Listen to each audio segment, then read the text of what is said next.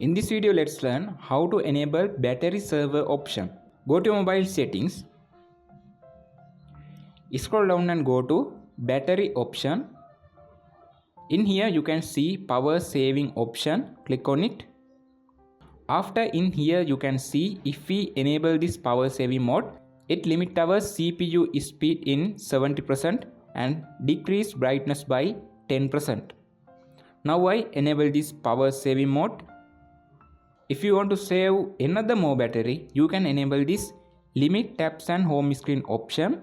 Now we cannot enable this option because we are already enabled power saving mode. Now I turn off it. After I turn on this limit taps option. Now I turn on this power saving mode. Now you can see our mobile home screen is going to change. We can use this for applications only. If you want to add another application, we can add another apps using these icons. Now you can see our battery remaining time 9 days and 6 hours and battery percentage is 96%. If you want to exit this mode, click on this 3 dot icon and click on turn off power saving mode.